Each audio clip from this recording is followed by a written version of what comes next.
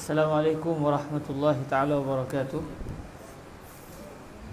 Bismillahirrahmanirrahim. Alhamdulillahi rabbil alamin. Wassalatu wassalamu ala al-habibil mustafa sayyidina wa maulana Muhammadinil karim wa ala alihi wa itratihi wa ashabihi ajma'in. Ashhadu an la ilaha illallah wahdahu la syarikalah wa ashhadu anna habibana wa sayyidana wa maulana Muhammadan abduhu wa rasuluh wa safiyuhu min khalqihi wa habibuhu addal amanah wa ballagha risalah wa nasaha al-ummah wa kashafa Allahu bihi al-ghummah. Allahumma salli wa sallim wa zid wa barik ala al-habibil mustafa sayyidina wa maulana Muhammadin rasulillah wa ala alihi wa itratihi wa ashabihi wa man walah. Amma ba'd. Kita bersyukur kepada Allah Subhanahu wa taala, pada hari ini kita diberikan lagi peluang untuk dapat mempelajari kitab Safinatun Najah Fima Yajibu 'alal 'Abdi li Maulah, karangan Syekh Salim Ibnu Abdullah Ibni Sa'd Ibni Abdullah Ibni Sumair Al-Hadrami Asy-Syafi'i yang meninggal dunia pada tahun 1271 Hijriah di Tanah Abang, Jakarta, Indonesia.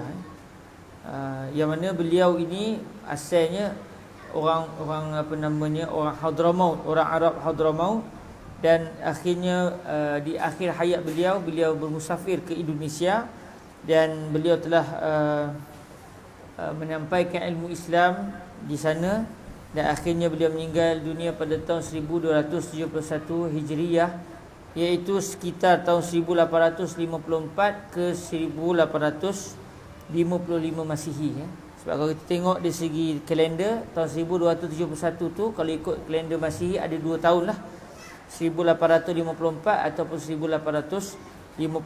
Dan kita pun tak dapat nak pastikan beliau meninggal dunia pada bulan berapa dari sudut takwim hijri. Lalu jangkaannya maknanya beliau meninggal dunia pada tahun 1851 atau 1854 atau 1855 Masihi, 1854 atau 1855 Masihi, iaitu bersamaan 1271 Hijriyah. Dan alhamdulillah semalam kita telah pun meneliti dua pembatal kepada wudu, iaitu apa saja yang keluar daripada kemaluan, sama ada kemaluan depan atau kemaluan belakang, kecuali sekiranya yang keluar itu adalah air mani, barulah tidak membatalkan wudu. Tapi kalau sebelum air mani itu keluar air mazi contohnya, maka terbatallah wudu dengan sebab air mazi yang keluar sebelum itu. Dan pembatal yang kedua adalah hilang akal, hilang akal disebabkan tidur atau selain daripada tidur, kecuali sekiranya seseorang itu tidur dalam keadaan papan punggungnya tetap di atas bumi. Bumi di sini tak semestinya tanah lah. Tengoklah kita duduk atas apa? Atas papan lah. Atas lantai lah. Atas kursi lah. Dan semalam Cikgu Zaidi ada tanya saya soalan dan saya tak jumpa lagi jawapan tu. Sekiranya dia tidur, duduk tetap papan punggungnya, tetapi berbetulan dengan lubang kemaluan belakangnya itu ada lubang contohnya. Dia duduk dalam keadaan antara lubang kemaluannya dengan tempat duduknya itu berlubang. Contoh macam orang yang kena penyakit, Allahumma salli ala Rasulillah, penyakit buasir, dia ada kursi khusus dia. Dia ada pelapik khusus, dia letak pelapik tu atas sebarang kerusi supaya dia duduk dalam keadaan selesa, dan memang betul-betul di bahagian bawah kemaluan belakang dia tu memang berlubang. Jadi kalau dia duduk keadaan begitu, macam mana batal atau tidak wudunya kalau dia tertidur? Semalam ditanya soalan tu dan saya tak tahu lagi jawapannya. Jadi saya postpone lagi jawapan tu sehinggalah kita dapat menjumpainya secara tepat di dalam kitab-kitab fiqh biiznillah subhanahu wa ta'ala. Dan kita masuk kepada perbahasan ataupun pembatal wuduk yang ketiga, iaitu berdasarkan teks yang berbunyi qala sayyidina al-imam Syekh Salim Ibnu Abdullah Al-Hadrami radhiyallahu taala anhu wa ardah wa nafa'anna Allahu bi ulumihi wa ulumi masyayikhihi wa talamizatihi wa qurra'i Safinatin Najati wa sairi musannafatihi wa syurrahiha Allahumma amin.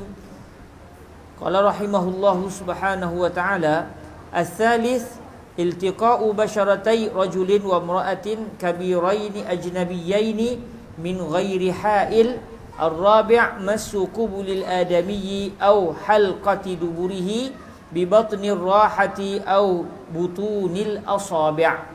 Ini dua perbahasan yang kita akan bincangkan pada hari ini insya-Allah. Iaitu bermaksud pembatal yang ketiga, iaitu perkara yang membatalkan wuduk yang ketiga adalah pertemuan dua kulit. Pertemuan dua kulit, persentuhan dua kulit. Persentuhan dua kulit milik lelaki dan perempuan.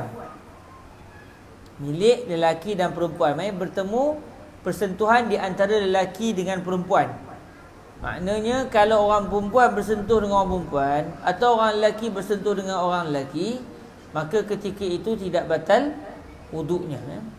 Tidak batal wuduk orang lelaki yang bersentuh dengan orang lelaki atau orang perempuan yang bersentuh dengan orang perempuan.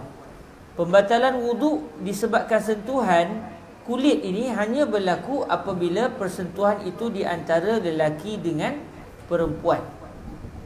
Satu lagi, kalau berlaku persentuhan antara seseorang dengan khunsa. Khunsa yang dimasukkan di sini iaitu khunsa muskil. Khunsa yang memiliki dua alat kelamin dan kedua-duanya berfungsi. Ini sangat jaranglah berlaku.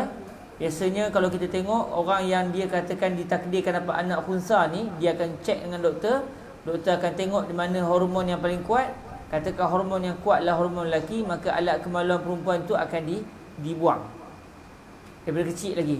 Kalau doktor tengok hormon dia yang kuat hormon perempuan, maka alat kemaluan lelaki itu ditiadakan, supaya budak itu boleh membesar dalam keadaan dia tidak memiliki kedua-dua alat kemaluan dan kedua-duanya berfungsi.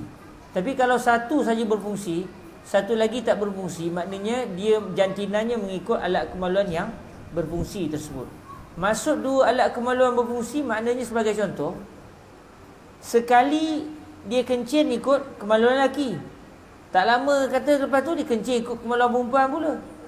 Kadang-kadang keluar haid ikut kemaluan perempuan, kadang-kadang keluar mani ikut kemaluan lelaki. Jadi maknanya dia kedua-dua alat kemaluan hadapan dia itu berfungsi. Dia dinamakan sebagai khunsa muskil, khunsa yang memberikan kehairanan kepada kita. Dia ni laki ke perempuan? Sebab itu dari segi hukum fiqah, kalau khunsa bersentuh tangan dengan orang perempuan, batal wuduk si perempuan, batal juga wuduk si khunsa. Kalau khunsa bersentuh tangan, berlaku persentuhan kulit antara khunsa dengan orang lelaki itu pun batal, orang khunsa tu pun batal. Kalau khunsa dia pergi jumpa sama-sama khunsa, dia bersalam tu, batal juga. Kerana tak pasti khunsa yang tempat dia tu lelaki atau perempuan, dan dia sendiri tak pasti dia tu lelaki atau perempuan. Jadi mudah ceritanya, siapa yang telah disentuh khunsa, tak kira sama lelaki atau perempuan atau khunsa yang lain, memang batallah wuduk yang bersentuhan tersebut. Dia beza khunsa dengan pondan. Pondan ni maknanya dia tu alat kemaluan satu saja, alat kemaluan lelaki, tapi dia berperwatakan seperti wanita. Yang ni bukan khunsa. Hukum dia hukum lelaki. Wajib sembahyang Jumaat. Kita bersentuh dengan dia tak batal. Sebab dia bukan orang perempuan, dia orang lelaki. Cuma dia itu berperwatakan seperti perempuan. Kalau dia tu bukan buat-buat, memang perwatakan dia seperti perempuan semenjak daripada kecil lagi. Katakan daripada kecil mak dia menjaga dia macam orang perempuan. Betul, mak dan ayah kalau dapat anak lelaki, besarkan sebagai anak lelaki. Kalau dapat anak perempuan, besarkan dia sebagai anak perempuan. Jangan ditukar-tukar perwatakan dia. Kesian ke budak tu. Katakan satu orang ayah, dia teringin sangat nak perempuan, udahnya dapat anak lelaki. Udahnya anak lelaki tu dijadikan anak perempuan, pakainya gaun, dia pakainya kincu. Jadi budak tu dia membesar dalam keadaan dia tu bernaluri perempuan, walaupun dia punya alat kemaluan lelaki.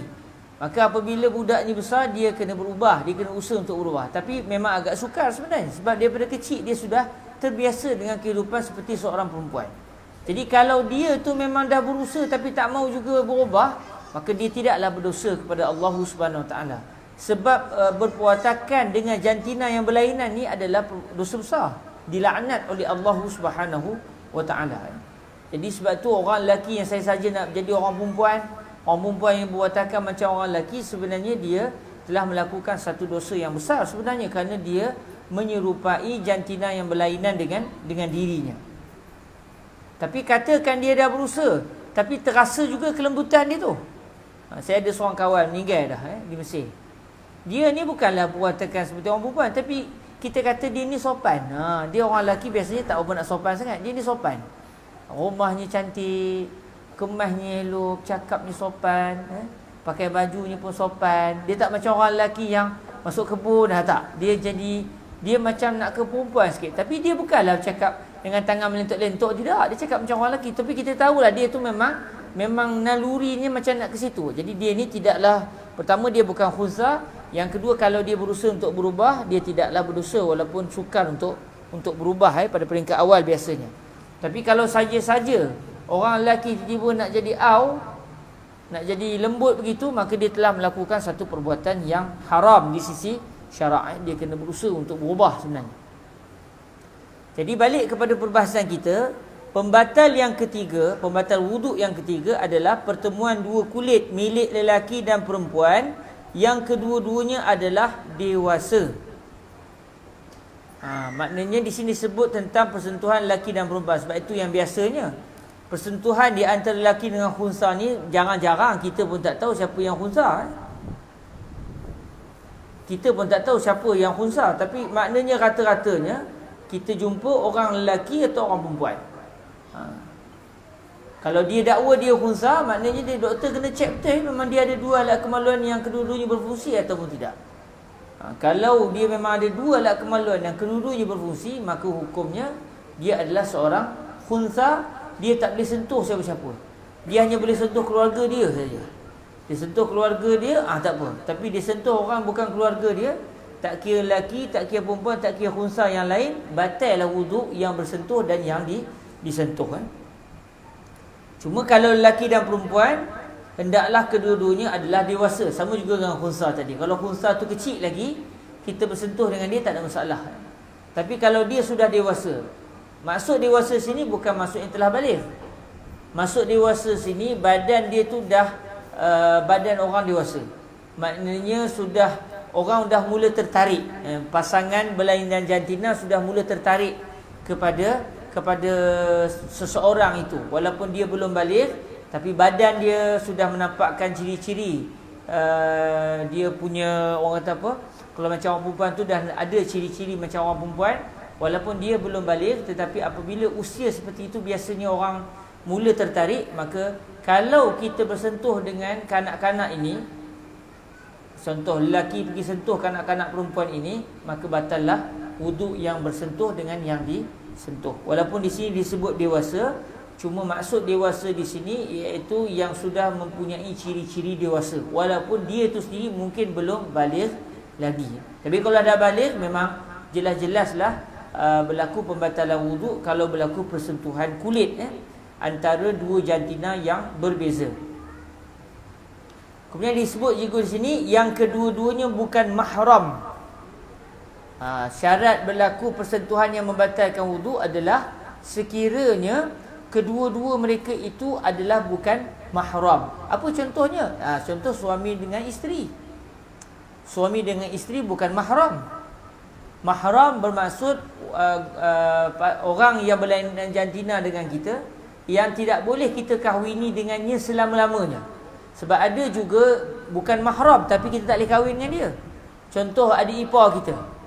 Kita ada adik ipar contohnya. Dalam masa yang sama, adik ipar kita tu perempuan, adik kepada isteri kita, dan isteri kita juga masih hidup dan merupakan isteri kita. Maka adik ipar kita itu bukan mahram kita. Tetapi maknanya boleh kahwin ke dengan dia? Tak boleh kahwin masa isteri masih ada. Tapi kalau isteri kita sudah meninggal, kemudian kita rasa kita nak menyambung lagi silaturahim dengan bapa, dengan ibu mertua kita, dengan keluarga arwah isteri kita, kita nak kahwin dengan adik dia, tak ada masalah. Sebab adik dia tu bukan mahram kita. Tapi kalau tiba-tiba bila isteri meninggal, berkenan pula dengan mak mertua. Mak mertua tu cantik amat entah macam mana, pakai jamu entah macam mana, udahnya dia berkenan dengan mak mertua dia sendiri. Dia kata, "Mak, boleh tak saya tukar? Saya panggil mak kepada yang lain." Kenapa pula mak dia kata? "Semenjak arwah dah tak ada ni, saya tengok mak ternampak macam arwah. Boleh ke saya kahwin dengan mak?" Apa nampak mak dia bagi ke dia. Mak mertua dia kata, "Kau hajar aku ni mak kamu bukan, mak mertua saya." Betul, mak mertua. Tapi mak mertua hukumnya seperti mak kandung. Apabila kita sudah ada mak mertua, memang sampai kesudahlah. Hatta la qadarallah, seseorang itu kalau dia bercerai dengan isteri dia sekalipun, cerai hidup maknanya, tetap mak mertua dia itu adalah mak dia yang tidak boleh dikahwini. Jadi syarat persentuhan yang membatalkan wuduk itu adalah apabila persentuhan itu berlaku di antara lelaki dengan perempuan yang kedua-duanya bukan mahram. Tapi kalau mahram, salam dengan adik sendiri, salam dengan contohnya nenek mertua, tak ada masalah, sebab itu semua adalah mahram. Salam dengan adik mak tak boleh. Salam dengan adik mak kita adalah bukan mahram kita. Jadi mak mertua kita bukan mak mertua kita. Kalau mak mertua kita jadi mak saudara kita, memang mahram kita. Ini kalau mak mertua kita, mak mertua ada adik atau ada kakak, kita pergi salam adik mak mertua dengan kakak mak mertua, batallah wuduk kita dan tidak boleh bersalaman sepatutnya. Cuma saya masa mula-mula kahwin tersilap. Saya ingat boleh, sudah bersalam semuanya. Sampai mak saudara kata, boleh ke? Bukan apa salahnya? Boleh. Udahnya saya cek balik, bukan saya seorang je salah, kawan saya seorang lagi tu pun salah. Itu hukum hakam yang biasa orang kahwin kadang-kadang, walaupun dia ustaz dia terlupa juga. Dia ingat mak mertua ke atas berserta dengan adik-beradik mak mertua. Rupanya yang menjadi mahram dia mak mertua dia, mak kepada mak mertua dia, nenek mak mertua dia, moyang pun dia ke atas begitu. Dia tidak ke tepi. Dan syarat satu lagi yang mana membatalkan wuduk ni adalah sekiranya tiada penghadang. Tak ada penghalang, tak ada lapik, orang Melayu kita kata. Kalau persentuhan itu tanpa lapik, kulit memang bertemu kulit, tak kiralah kita pergi pegang pipi dia ke, atau contoh kita nak berjalan terhayun tangan terpegang dia punya tangan ke, berlaku saja persentuhan di antara kulit dengan kulit, mari kita pegang tangan dia atau kita terpegang dahi dia, kita ikutlah mana, yang penting tanpa lapik. Dalam masa yang sama wanita itu adalah wanita yang bukan mahram kita, maka yang menyentuh dan yang disentuh kedua-duanya batal wuduknya, walaupun tanpa sebarang syahwat. Tak sengaja kita tengah berjalan, Allah tersalah terpegang tangan kawan tu, walaupun tanpa syahwat sekalipun, tetap membawa kepada pembatalan wuduk. Pembatalan wuduk ini dibincangkan dari sudut bersentuh tangan batal tak batal. Boleh pegang tak? Tetap tidak boleh. Yang boleh kita bersentuhan sesama lain jantina ni hanyalah mahram kita dan isteri kita saja. Mahram kita dan isteri kita saja. Selain daripada mahram kita dan selain daripada isteri kita, tidak boleh kita bersentuhan dengan wanita-wanita yang lain. Ini atas dasar mazhab kita lah, mazhab Imam Asy-Syafi'i radhiyallahu taala anhu wa ardahu. Cuma kalau tuan-tuan tengok ada ulama-ulama besar negara lain yang bersalaman lelaki dengan perempuan, tuan-tuan yang terkejut kerana memang ada perbahasan dalam isu persentuhan lelaki perempuan ini dari sudut hukum fiqahnya. Cuma kalau ikut mazhab Syafi'i kita, mazhab Imam Asy-Syafi'i mengatakan haram bersentuhan di antara lelaki dengan perempuan yang bukan mahram. Okey, bila berlaku persentuhan ni tuan-tuan yang dirahmati Allah Subhanahu Wa Taala,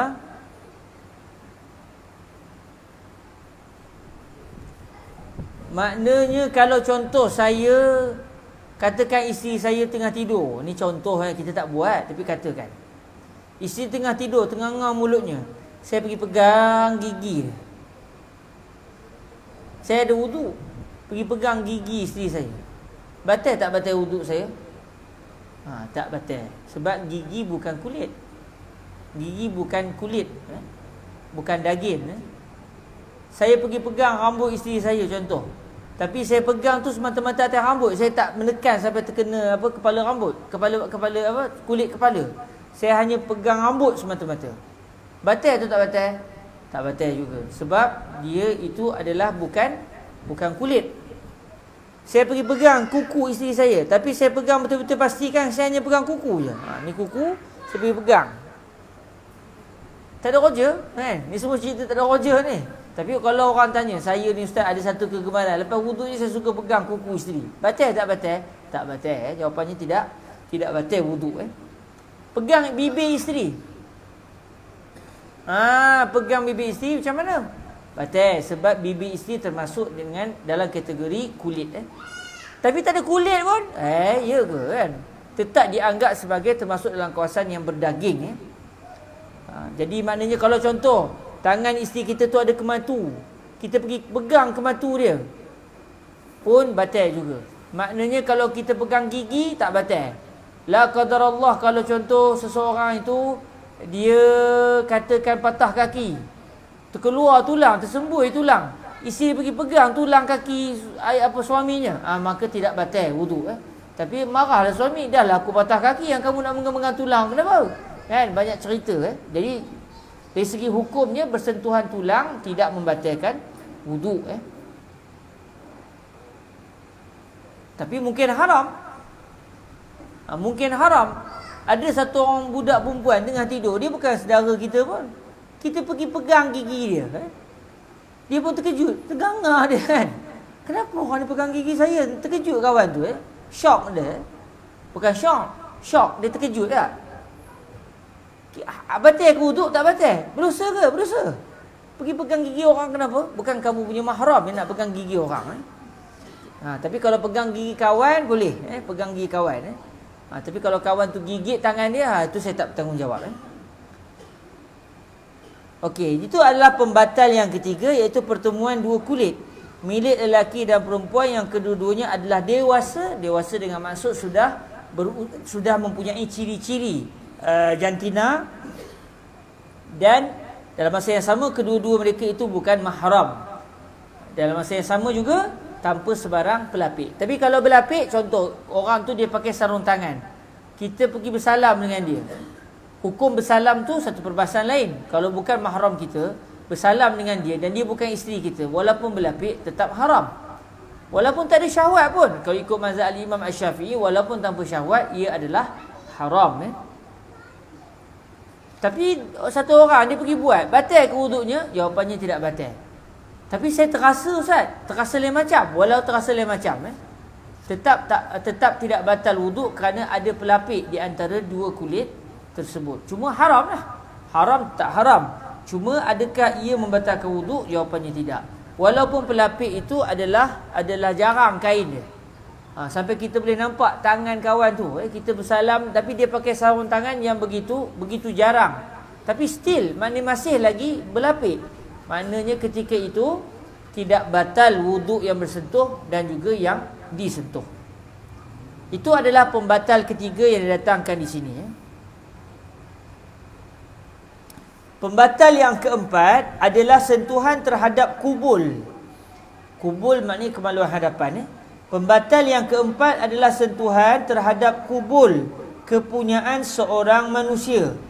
Maknanya kalau satu orang dia bela binatang, contoh dia bela kuda, dan kebetulan pula kuda dia tu kuda jantan, dan dia katakan nak biakkan kuda betina, lalu dia terpaksa membuat satu proses untuk mengeluarkan air mani kuda dia tadi. Dia pun pegang kemaluan kuda dia pegang tu dalam keadaan berwuduk. Adakah batal wuduknya? Jawapannya tidak. Sebab yang kemaluan yang disentuh itu bukan kemaluan manusia, itu adalah kemaluan binatang, maka tidak membatalkan wuduk.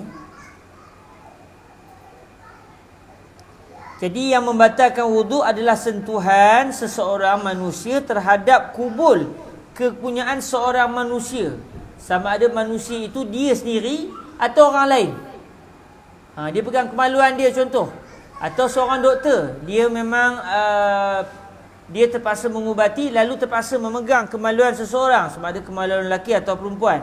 Maka ketika itu batallah wuduk doktor dan juga pesakit tersebut. Maknanya yang menyentuh dan yang disentuh membawa kepada pembatalan wuduk kalau berlaku sentuhan antara seseorang dia menyentuh kubul kemaluan hadapan. Tak kiralah kemaluan dia sendiri atau kemaluan orang lain. Dalam kitab fiqh hatta katakan satu orang tu menyentuh kemaluan yang sudah terpotong, katakanlah qadarullah berlaku aksiden sebagai contoh, minta Allah Taala selamatkan kita, berlaku aksiden yang begitu sadis, akhirnya ada orang meninggal di jalan, kita pun mengambil jenazahnya, jenazah lelaki, kita pun lelaki, dia pun lelaki, kita pun ambil jenazahnya, simpan balik. Lepas tu kita nampak Allah siannya, kemaluannya terputus. Kita pun pegang kemaluan dia dengan tangan kita tanpa lapik untuk kita simpan. Batal tak wuduk kita? Batal. Walaupun kemaluan itu sudah terputus, kerana dia tetap dinamakan kemaluan. Dia tetap dinamakan kemaluan. Ini dari segi perbahasan fiqahnya lah. Baik, cuma bila sebut kemaluan hadapan ni, saya minta maaf, saya kena perincikan sikit. Mungkin agak orang kata apa, agak peribadi sikit, tapi rasanya kita kena bincangkan supaya kita jelas. Di bahagian nota kaki itu saya sebut, bagi orang lelaki, kubul adalah merujuk kepada seluruh batang zakar. Maafkan saya, maknanya daripada awal sampai ke pangkal. Seluruh seluruh kawasan, kita kata macam botol ni, daripada awal kepala botol ni sampai ke hujung ni yang bercantum gitu tu, seluruh kawasan ini dinamakan sebagai zakar bagi orang lelaki. Maknanya kawasan tumbuh bulu ari-ari itu bukan kubul.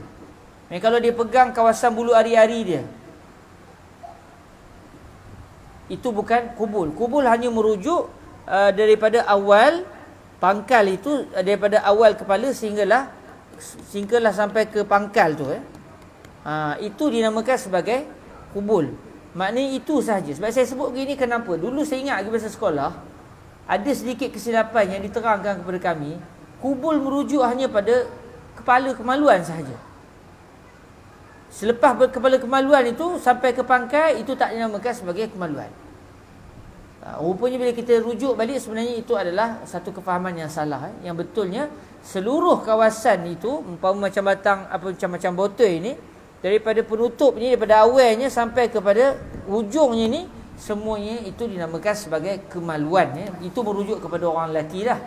Maknanya bahagian atas yang tumbuh bulu ari-ari itu, bahagian kulit yang tumbuh ari-ari itu tidak dinamakan sebagai kemaluan. Melainkan kalau bulu ari-ari itu tumbuh pada kemaluan itu sendiri, memang itu kemaluan lah. Walaupun kawasan bulu ari, kawasan bawah pusat nak menuju ke kemaluan itu tidak dinamakan sebagai kemaluan. Maafkan saya juga, begitu juga testis itu sendiri. Okey, testis itu sendiri juga bukan kemaluan. Maksudnya kalau satu orang dia pegang testis itu dalam keadaan dia berwuduk, dia sebenarnya tidak lagi terbatal wuduknya, kerana testis itu sendiri tidak dinamakan sebagai zakar. Dia bukan kemaluan. Itu merujuk kepada orang lelaki. Adapun orang perempuan, kubul merujuk kepada dua bibir zakar. Dua bibir faraj yang saling bersentuhan. Ini kita orang lelaki pun kadang tak perasan. Bila kita tengok badan kita, maknanya dia ada perincian sedikit. Maknanya, sebagai contoh, bayangkan mulut saya ini seperti kemaluan wanita. Okey, bibir saya ini, di atas bibir ini tidaklah membatalkan wuduk kalau kita sentuh. Sebab dia adalah permukaan. Yang batalnya di mana? Kawasan yang bersentuhan di antara dua bibir. Maksud saya, mulut saya ni, kawasan dalam tu, yang bila saya tutup bibir saya, dia akan bersentuhan di antara bibir atas dengan bibir bawah. Kawasan yang saling bersentuhan itulah, kalau disentuh oleh seseorang, sama ada wanita tu sendiri atau orang lain, barulah batal wuduk. Tapi kalau sentuh bahagian atas, bukan bahagian yang saling bertemu di antara dua bibir kemaluan itu, maka itu tidak membatalkan wuduk. Haram sentuh atau tidak, itu perbahasan yang lain. Itu merujuk kepada siapa yang menyentuh, ada tujuan atau tidak, itu merujuk kepada perbahasan yang lain. Dari segi batal atau tak batal wuduk, ini perbahasannya. Maknanya kalau sentuh permukaan bibir itu, ia tidak membatalkan wuduk. Tapi kalau bersentuh kawasan yang saling bertemu di antara dua bibir, contoh jari saya ni, saya masukkan sehingga mikrofon bermarah. Habis dah mikrofon kita. Bismillah. Dia mungkin tak lekat tadi ya. Okey. Bismillah. Bismillah. Tak ada. Dia kalau di Al-Azhar, kalau tak dengar, orang semua ke depan. Itu caranya lah kalau tak ada mikrofon. Zaman dulu tak ada mikrofon, awak ke depan.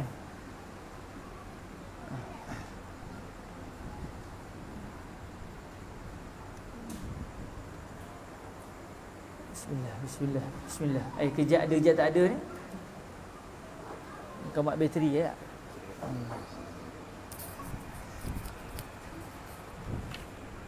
Baik tuan-tuan yang dirahmati Allah Subhanahu Wa Taala.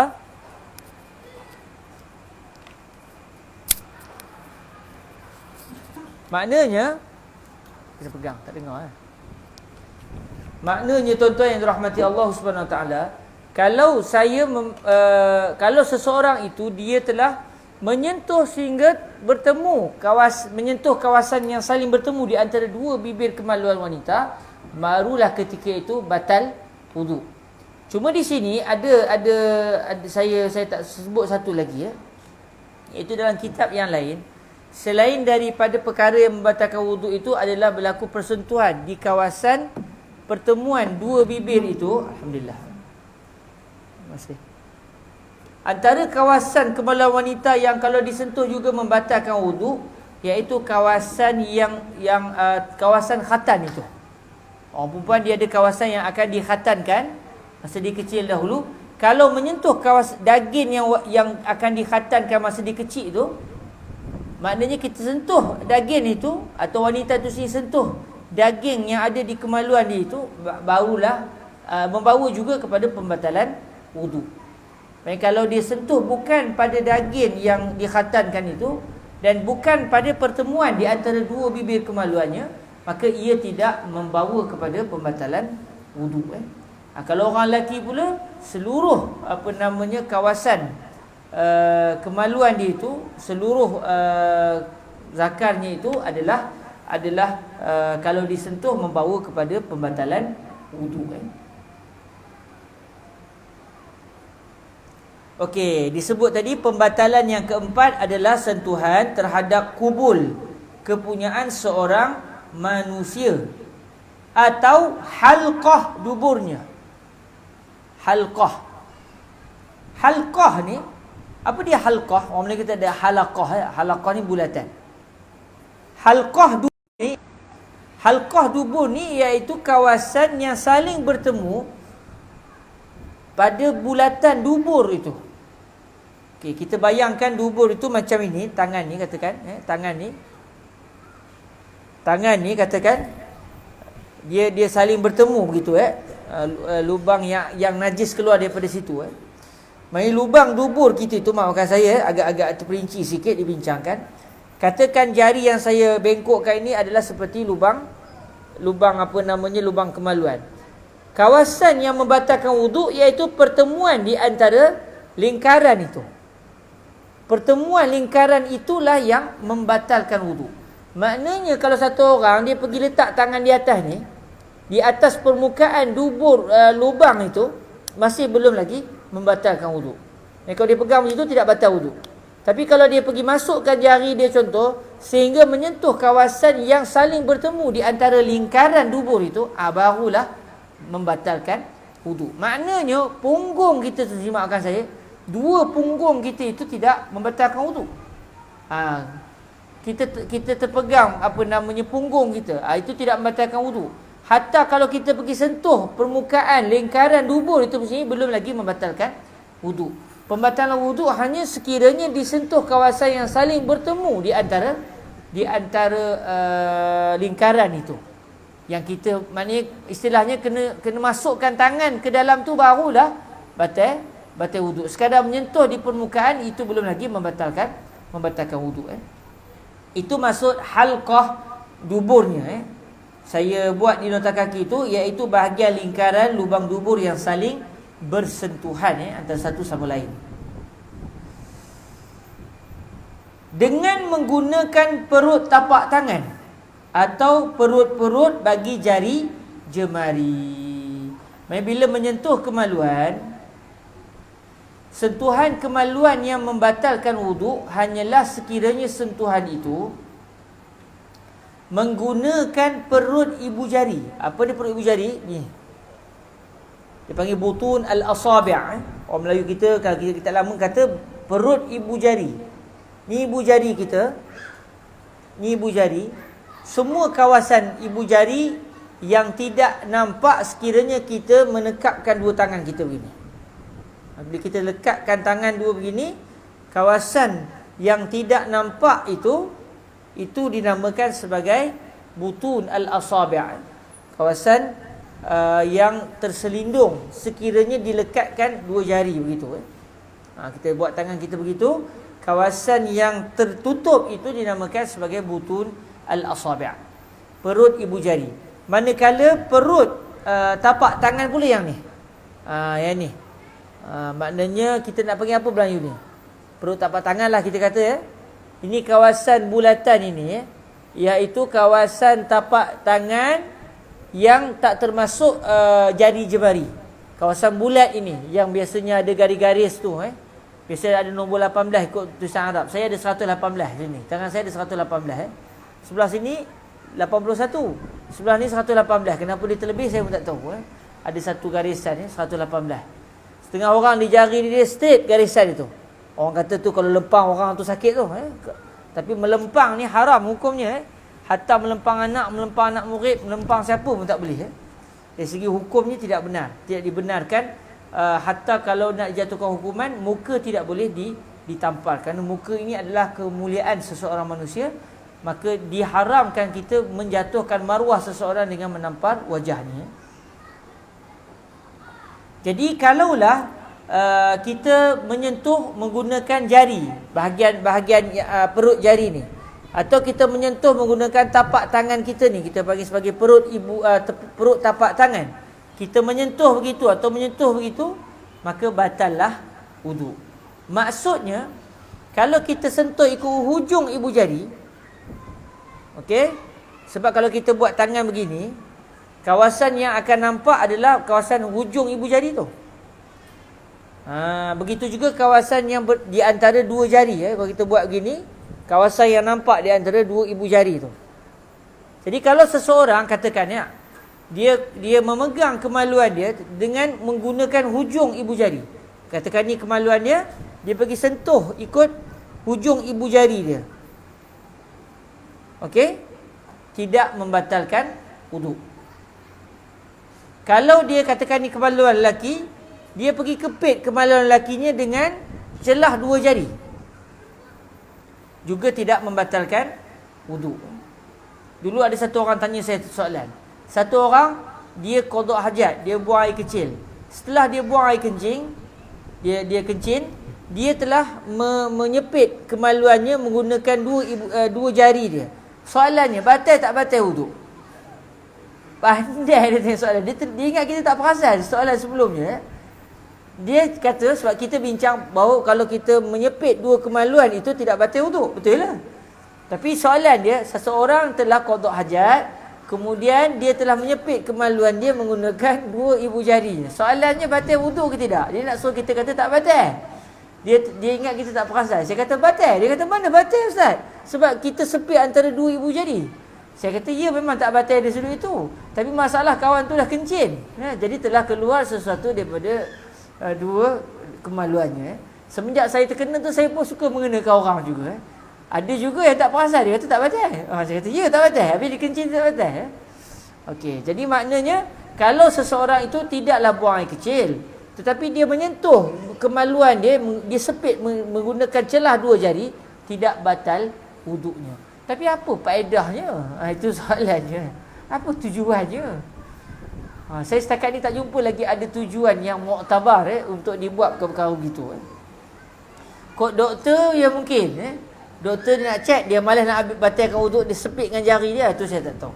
Tapi biasa doktor sekalipun, dia tidak akan pegang terus, dia guna lapik. Dia pakai sarung tangan. Jadi bila dia bersarung tangan, walau dia sentuh macam mana sekalipun, tidak berlaku persentuhan di antara kemaluan dengan kulit tapak tangan. Maksudnya kalau orang tu dia pakai sarung tangan, dia pegang kemaluan, tak batal lah wuduknya. Sebab ada lapik. Itu adalah pembatal yang keempat, iaitu sentuhan terhadap kubul kepunyaan seseorang manusia atau halqah duburnya dengan menggunakan perut jari tangan atau perut-perut bagi jari jemari. Maka alhamdulillah selesailah kita membicarakan berkenaan dengan perkara-perkara yang membatalkan wudu. Dua kita bincang semalam dan dua pada malam ini. Dan disebabkan kita masih ada masa lagi? Ada masa lagi? Ada lagi? Ada lagi 2 minit? Okey, tak apa. Takat mana yang dapat Kita masuk terus kepada tajuk yang seterusnya, iaitu perkara-perkara yang diharamkan ke atas seseorang yang berhadas, sama ada hadas besar ataupun hadas kecil. Kita masuk yang pertama ya gamak kalau kita sempat Qala rahimahullahu subhanahu wa ta'ala, faslun man intaqada wudu'uhu haruma alaihi arba'atu asya'a. As-salatu wat-tawafu wa massul mushafi wa hamluhu. Okey, ini adalah kita tengok terus terjemahan dia. Saya tak baca teks seterusnya. Kita baca teks terus ke muka surat yang ke-30. Fasal pada membincangkan mengenai perkara-perkara yang diharamkan ke atas wanita yang didatangi haid atau nifas, orang yang berhadas kecil dan yang berhadas besar.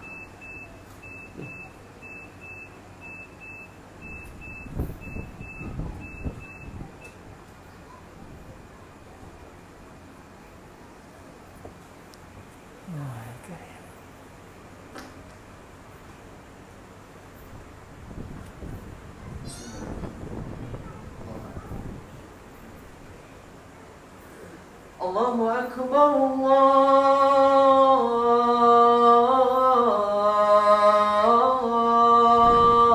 akbar, Allahu akbar, Allahu akbar, Allahu akbar,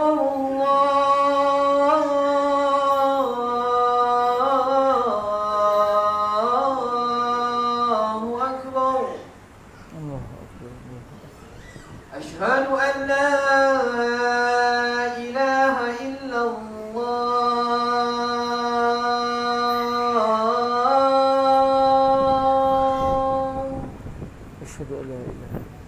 أشهد أن لا إله إلا الله. أشهد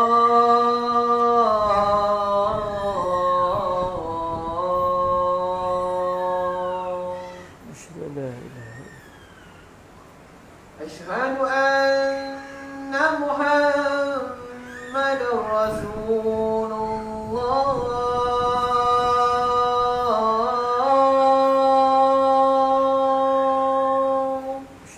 سيدنا مولانا أشهد أن محمد رسول الله.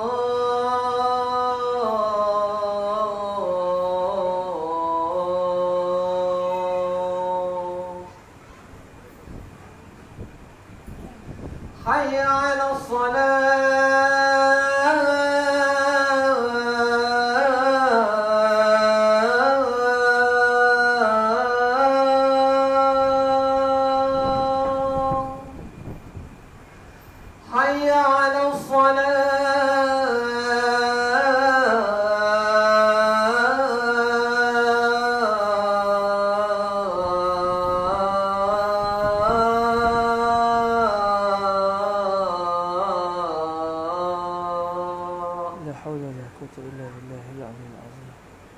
حي على الفلاح.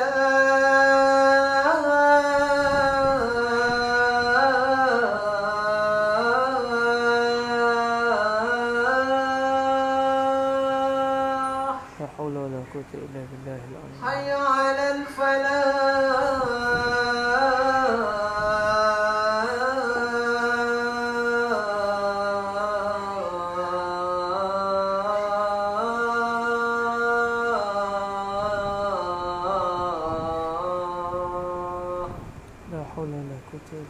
الله أكبر،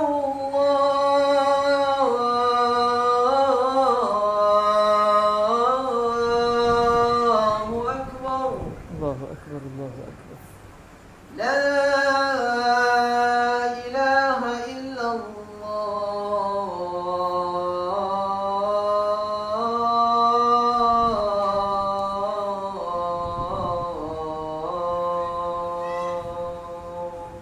أشهد أن لا إله إلا الله وحده لا شريك له وأن سيدنا محمدا عبده ورسوله رضيت بالله ربا وبسيدنا محمد رسوله والإسلام دينا اللهم رب هذه الدعوة التامة والصلاة القائمة آتي سيدنا محمدا الوسيلة والفضيلة والشرف والدرجة الرفيعة وبعث مقاما محمودا الذي وعدته إنك لا تخلف الميعاد وصلى الله على سيدنا محمد وعلى آله وصحبه وبارك وسلم. Baik, kita pergi kepada perbahasan yang kita sempat baca dalam tempoh yang dekat ni. Saya tak nak mengambil masa yang panjang. Di sini disebut sesiapa yang wuduknya telah terbatal, diharamkan ke atasnya 4 perkara berikut. Pertama, mendirikan solat. Maksudnya orang yang telah terbatal wuduknya tak boleh semayang. Kalau dia tengah semayang pun semayangnya batal. Dan dia kena berwuduk semula dan dia kena mula solat daripada awal semayang semula. Okey, itu yang semua kita sedia maklumlah. Orang yang tidak ada wuduk tidak boleh melakukan solat. Tak kira apa solat, sembahyang wajib, sembahyang sunat, sembahyang jenazah, hatta sujud syukur pun tak boleh. Mesti dalam keadaan berwuduk. Hatta kalau sujud tilawah, orang Melayu panggil sujud sajadah. Sebab ada surah As-Sajadah tu pada hari Jumaat kita panggil sujud sejadah, sujud sejadah. Dia bukan hanya ayat itu saja, dia ada pelbagai lagi ayat Al-Quranul Karim. Dan kalau kita perasan antara ayat yang kadang-kadang kita baca selalu jugalah surah Al-Alaq. Iqra' bismi rabbikal ladzi khalaq sampai akhir ayat. Akhir ayat itu wasjud waqtarib, itu di antara ayat yang disunatkan untuk kita sujud. Tapi rata-ratanya kita tak sujud. Ini mungkin lepas ni kalau kita baca ataupun tengah sembahyang, contoh kita baca surah tu sampai habis, sampai yang terakhir tu sunat kita sujud. Sujud sajdah. Macam sujud tilawah hari Jumaat tu. Kemudian nak buat apa? Bangunlah semula. Lepas tu nak buat apa pula? Surah dah habis. Sejadah tak apalah, boleh sambung tatajafa junubuhum anil madaji'. Yang ni dah habis, nak baca apa? Dia ada 2 pilihan. Sama ada dia baca surah yang seterusnya atau Allahu Akbar. Dia Allahu Akbar naik untuk diri, kemudian dia terus rokok. Allahu Akbar, rokok semula, tak ada masalah. Atau lepas selesai dia sujud sajadah tadi, dia naik ke atas semula, dia sambunglah apa-apa surah yang dia nak. Bismillahirrahmanirrahim. Qul huwallahu ahad. Contohnya dia baca surah Al-Ikhlas, kemudian dia rokok. Tapi saya perasan ramai di kalangan kita, hatta dalam majlis khatam Quran pun kadang-kadang kita tidak sujud, sedangkan itu adalah antara ayat yang disunatkan untuk kita sujud sewaktu membacanya. Maknanya nak sujud sajadah ataupun kita panggil sujud tilawah dalam kitab fiqh. Ada orang baca surah Al-Alaq contoh, kita dengar dia baca sampai ayat terakhir dia sujud, kita tak ada wuduk, macam mana kita? Tak boleh sujud. Sebab sujud sajdah dan juga sujud tilawah sama seperti solat. Dari sudut hukumnya kena menghadap kiblat, kena dilakukan oleh orang yang tidak menanggung hadas, sama ada hadas besar ataupun hadas kecil. Baik, itu yang pertama, mendirikan solat. Kedua, melakukan tawaf. Orang yang sedang melakukan tawaf, kalau terbatal wuduknya, dia kena berwuduk sekali lagi. Cuma beza antara tawaf dengan solat, kalau tawaf tu kita boleh sambung terus pusingan yang kita terbatal peringkat mula tadi. Katakan kita telah tawaf pusingan yang kelima, kita baru nak mula pusingan yang kelima contohnya, daripada Hajar Aswad kita berjalan, ni pusingan yang kelima ni, tak selesai lagi pusingan yang kelima. Tiba-tiba depan pintu Kaabah kita terbuang angin. Boleh ke kita sambung? Tak boleh. Tidak dikira. Kalau kita pusing macam mana pun tak dikira. Dia dah berhenti di situ tawafnya. Jadi apa yang dia perlu buat? Dia kena berwuduk. Selepas dia berwuduk, dia nak ke mana? Dia pergi ke pintu tu semula. Dia pergi ke pintu Kaabah, kemudian dia sambung tawaf dia. Dia tak macam solat. Solat kalau terbatal di rakaat ketiga sedang rokok, bukan maksudnya saya pergi ambil wuduk, lepas tu tiba rokok. Kenapa pula ni? Sambung balik rakaat ketiga. Tak ada. Dia kena mula daripada awal. Tapi kalau tawaf dia sambung di mana kita berhenti. Jadi kalau macam contoh tadi, dia telah pun mula pusingan yang kelima. Ketika daripada Hajar Aswad dia berjalan sampai depan pintu Kaabah, terbatal wuduknya. Jadi dia kena berwuduk semula. Selesai dia berwuduk, dia pergi semula ke Kaabah. Dia pergi ke mana? Dia pergi balik ke pintu Kaabah masa tempat dia batal wuduk tadi. Kemudian dia terus berjalan, dia sambung sehingga sempurna pusingan yang kelima. Lepas tu sambung lagi ke 6, sambung lagi yang ke 7. Selesailah tawaf yang dilakukan oleh orang tersebut. Jadi ada beza sedikit di antara solat dengan dengan tawaf Cuma biasa yang akan ditimbulkan dalam khusus umrah pun antara yang ditimbulkan, macam mana satu orang tersentuh perempuan ketika sedang tawaf.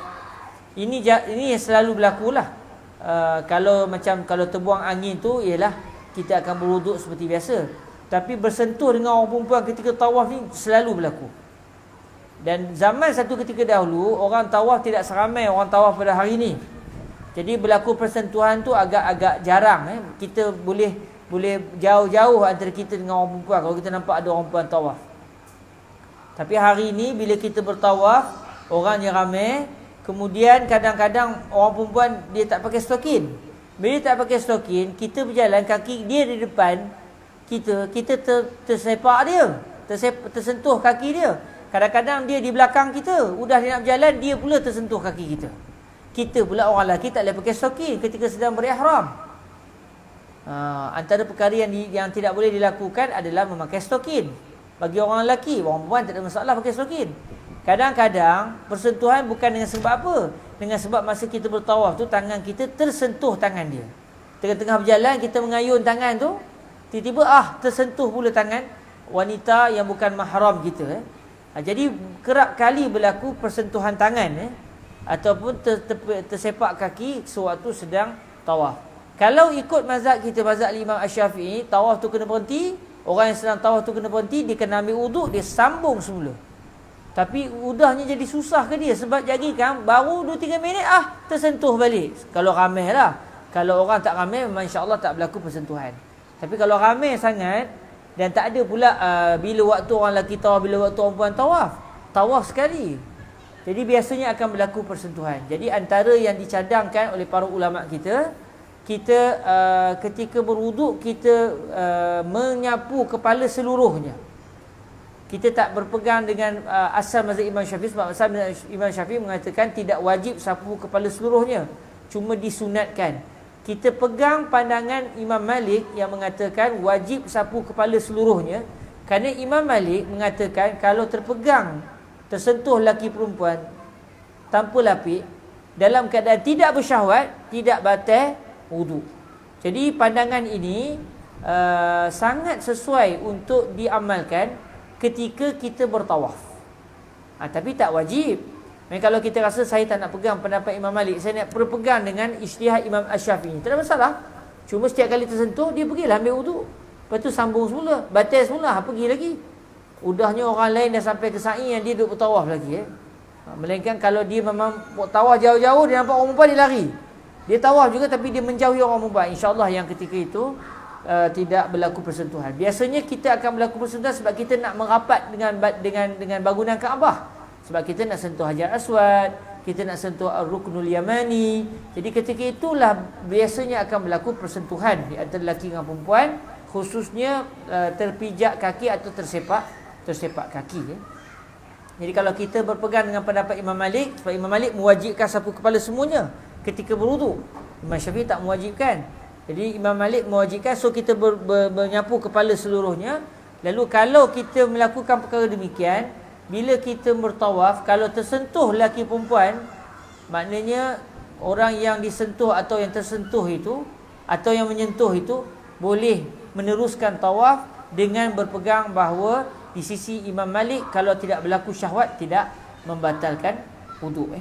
Dan yang ketiga, menyentuh mushaf. Yang ini kita masuk kepada pertemuan yang akan datang biiznillah subhanahu wa ta'ala. Okey, saya kira sekarang itu dahulu saja.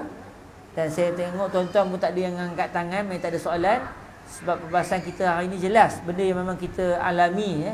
Cuma kalau tak biasa pun tawaf. Sebab tawaf hanya boleh dibuat di satu tempat, iaitu di Ka'batullahil Musyarrafah. Semoga Allah merezekikan kita dapat menziarahi Rasulullah sallallahu alaihi wasallam tahun ini, dan dapat melakukan tawaf di Baitullah pada tahun ini biiznillah, dan dapat melakukan tawaf dan ibadah menziarahi Rasulullah setiap tahun insya-Allah. Kalau Allah izinkan, tidak ada yang mustahil di sisi Allah Subhanahu wa taala. Ada pertemuan yang akan datang, kita akan masuk kepada perkara yang diharamkan dilakukan oleh orang yang berhadas, iaitu menyentuh mashaf ataupun mushaf ataupun mishaf. Dia boleh sebut tiga: mashaf, mushaf, mishaf. Orang Melayu sebut mashaf. Biasa kita sebut mashaf. Mushaf itu merujuk kepada Al-Quran yang bercetak tu, disebut mushaf. Orang Arab Mesir biasa sebut mushaf. Tapi boleh juga disebut mushaf, boleh juga disebut mushaf, dan boleh juga disebut mishaf. Cuma saya tak tahu orang Arab sekarang ni, orang Arab negara mana yang sebut mishaf, saya tak tahu. Lakin Masriyu la mushaf ataupun mushaf. Mushaf ataupun mushaf. Orang Melayu kita mushaf. Dan insya-Allah ketiga kita akan menyentuh mushaf, yang keempat kita akan menyentuh menanggung mushaf. Ini kita bawa ke 2 minggu lagi lah. Kita akan bertemu lagi 2 minggu insya-Allah sekiranya ada umur, untuk menyambung pertemuan dan pembacaan kitab ini biiznillah subhanahu wa taala. Itu saja daripada saya mohon kemaafan di atas kekurangan. Kita sama-sama menangguhkan majlis kita dengan kita berselawat ke hadrat Nabi alaihi salatu wassalam. Allahumma salli afdala salatin ala as'adi makhluqatika sayyidina Muhammadin wa ala alihi wa sahbihi wa sallim adada ma'lumatika wa midada kalimatika kullama ذكرك الذاكرون وغفل عن ذكره الغافلون. اللهم صل أفضل صلاة على أسعد مخلوقاتك سيدنا محمد وعلى آله وصحبه وسلم عدد معلوماتك ومداد كلماتك كلما ذكرك الذاكرون وغفل عن ذكره الغافلون. اللهم صل أفضل صلاة على أسعد مخلوقاتك سيدنا محمد وعلى آله وصحبه وسلم عدد معلوماتك ومداد كلماتك كلما ذكرك الذاكرون وغفل عن ذكره الغافلون. وسلم ورضي الله تبارك وتعالى عن ساداتنا أصحاب رسول الله أجمعين. وحسبنا الله ونعم الوكيل ولا حول ولا قوة إلا بالله العلي العظيم. سبحانك اللهم وبحمدك أشهد أن لا إله إلا أنت أستغفرك وأتوب إليك. بسم الله الرحمن الرحيم. والعصر إن الإنسان لفي خسر إلا الذين آمنوا وعملوا الصالحات وتواصوا بالحق وتواصوا بالصبر. جزاكم الله خير الجزاء. أقول قولي هذا وأستغفر الله لي ولكم. السلام عليكم ورحمة الله وبركاته.